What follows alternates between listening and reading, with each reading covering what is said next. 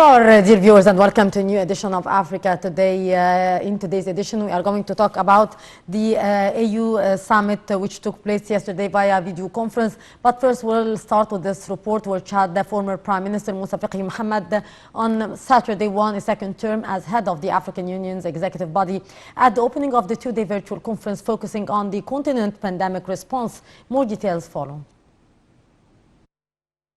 African leaders opened a two-day virtual meeting Saturday to discuss the continent's COVID-19 response, as well as security issues that have been overlooked during the pandemic. The meeting comes almost exactly 1 year after Egypt recorded its first case of the pandemic in Africa, prompting widespread fears that member states' weak health systems would quickly be overwhelmed. However, the continent has so far been hit less hard than other regions, recording 3.5% of global virus cases and 4% of global deaths, according to the Africa Centers for Disease Control and Prevention. South Africa's President Cyril Ramaphosa said access to loans on favorable terms will be crucial to Africa's economic recovery from the COVID-19 pandemic. Ramaphosa, who is the outgoing chair of the African Union, told the bloc's summit that even though the International Monetary Fund and the World Bank have deployed significant financial resources for the coronavirus outbreak response, more needed to be done. He said an injection of fresh resources by the IMF through reallocating and issuing new special drawing rights with bias to the developing world will correct the glaring inequality in fiscal stimulus measures between advanced economies and the rest of the world. Concessional loans generally offer terms that are more favorable to those available on the open market. The precarious debt burdens of a number of African nations have worsened due to the economic fallout from the pandemic. Ramaphosa said on Monday the AU has so far secured 1 billion vaccines, of which 700 million will come from the Global COVAX facility, co-led by the World Health Organization, and 300 million had been facilitated by the African Vaccine Acquisition Task Team. This weekend's conference comes as new U.S. President Joe Biden vows to re-engage with multilateral institutions like the African Union. In a video message posted Friday, Biden said his administration would engage in sustained diplomacy in connection with the African Union to address conflicts that are costing lives all across the African continent.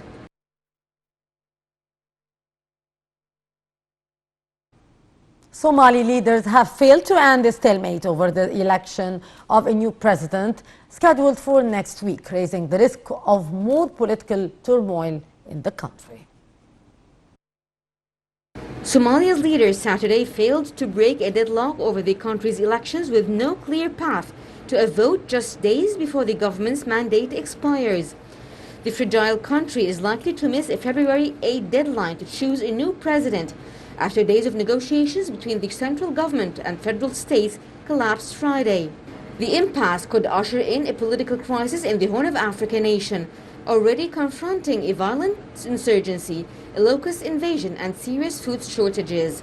President Mohamed Abdullahi Mohamed, who is seeking a second term, told Parliament on Saturday his administration made compromises on everything to secure a last-minute agreement during talks with regional leaders. The president, who is also known as Farmajo, said he was hoping there would have been some sort of commitment if they got together there, but unfortunately that prospect did not materialize. He, however, said there is still hope and they have agreed to go forward and make appointments for further talks. Police in Chad fired tear gas and made several arrests as hundreds protested at the President Idriss Déby's nomination on Saturday to run for his sixth term in April.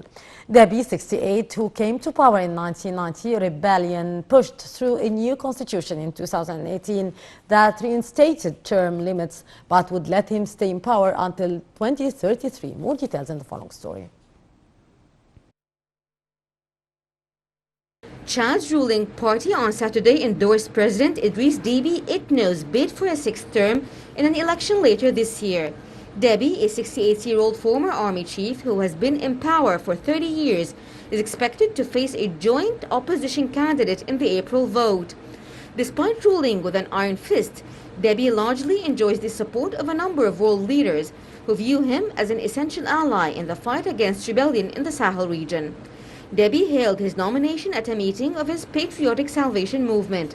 On Tuesday, 12 opposition parties said they would field a joint candidate against Deby in the April 11 poll and signed a deal creating an electoral coalition called Alliance Victoire or Victory Alliance. Deby has been the leader of the Central African state since December 1990 when he ousted Hussein Habre.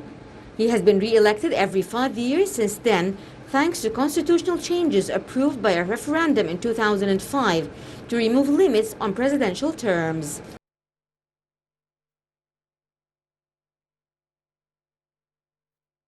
To shed light on the African Union Conference, we are very much delighted to have with us over the phone Mr. Raouf Ghaffar, our political expert. Mr. Ghaffar, good afternoon to you. Good afternoon to you, my dear. Mr. Ghaffar, the AU video conference is tackling COVID and the conflicts in the African continent. How has the COVID-19 impacted African conflicts? Unfortunately, the most affected continent all over the world is Africa for different reasons, but anyway. Yes. And thanks to the efforts of Egypt from one side and the African Union from the other, that the help and the assistance could take place as far as equipment is concerned, as far as know-how is concerned, as far as medical staff is concerned. So, I mean, Egypt has not spared time, effort, money to help African countries to try and overcome this pandemic. And, of course, the African Union has played a big role, and I hope that within the context of the African Union, the African Development Bank can provide whatever assistance and financing poor countries need to overcome this crisis. Yes. Mr. Ghaffar, how has the pandemic impacted the African economies, especially as the crisis does not seem to be close to an end, with more waves on the ground appearing every single day? Well, I mean, Africa is a poor country. Yeah. Although full of riches and full of resources, but either not or badly exploited. But the fact remains that the African continent is poor. And of course, the economic impact on poor economies is always very big.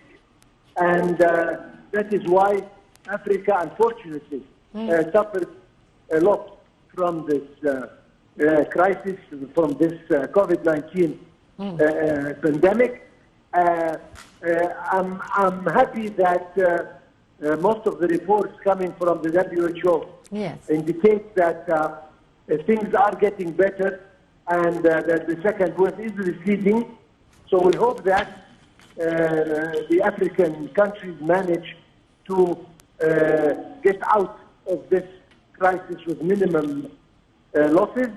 Again, I think that the integration between the different African countries will help overcome this pandemic very, very soon. Yes.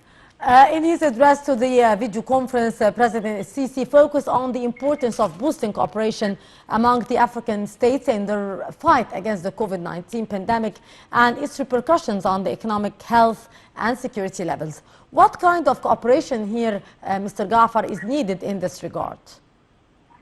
Well, as I said, first of all, Africa has ambitious plans to reach the African Union.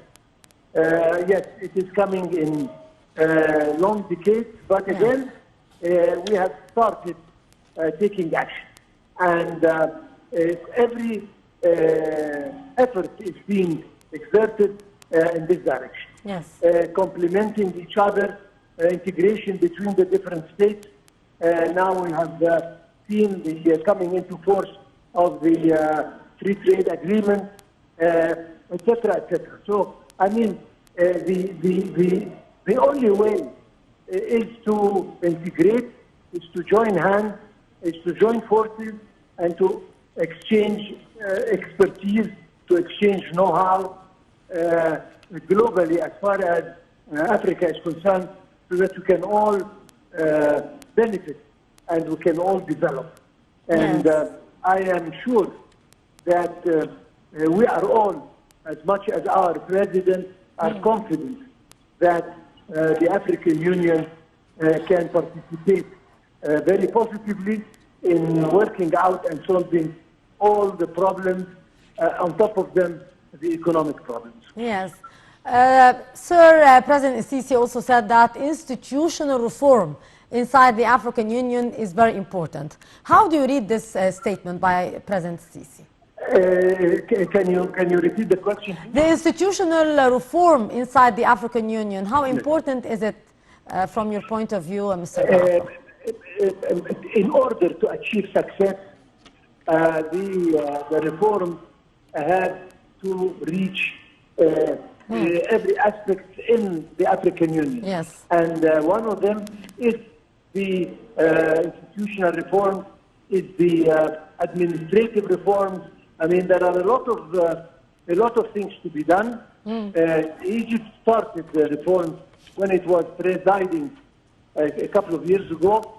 South Africa continued, and we are counting on Congo now as presiding the Union to continue the reforms, which are badly needed in order to achieve all the ambitious goals that we all aspire to as Africa. Yes, Mr. Ghaffar, also President Sisi said that developing the continental infrastructure is very important as a basic step to realize full integration. How important is the full integration for the African economies, Mr. Ghaffar? Integration between the African countries is the only way to improve on the economic level. And the only way to achieve this is to join the different countries one to another. And joining them, is, as you rightly said, is to concentrate on infrastructure. So we can link the countries by roads, we can link them as far as energy is concerned, maybe trains are concerned, internet is concerned, the easy movement of goods and services between the different countries is the only way to integrate. And this is the only way, as I mentioned earlier, Africa is full of resources. And if the relations and the inter-cooperation between the different African countries and the others, without having recourse to the outside world, outside Africa, can achieve excellent results. And I think that between the different African countries, we have the resources, whether human resources or natural resources or technological resources, to work together in order to achieve the aspired goals. Yes. So integration and infrastructure building is the way to pave for the inter-country relation and to attract foreign investment. Yes. It needs to be to develop industries and businesses in Africa. Yes. Also, President Sisi said that he supports activating the African Free Trade Zone as part of the African Development Agenda 2063. How is the zone developing so far, Mr. Ghaffar? As I said, it's a long way to go, but we have started successfully. Steps are well studied. Yes. And as we earlier mentioned, the idea of free trade is one of the pillars to achieve the African Union, complete African Union, infrastructure development, to join countries one another is another pillar. I mean, we are working hard, we are taking the right path, and we are achieving a study slowly but surely in order to reach our goal time set for it. Indeed, Mr. Raouf Ghaffar, our political expert and analyst. Always a pleasure to listen to your precious input, sir. Many thanks for watching. And our dear viewers, with that, we come to the end of this edition of Africa Today. Hope you have enjoyed it. Until tomorrow with another crew, it's goodbye for now.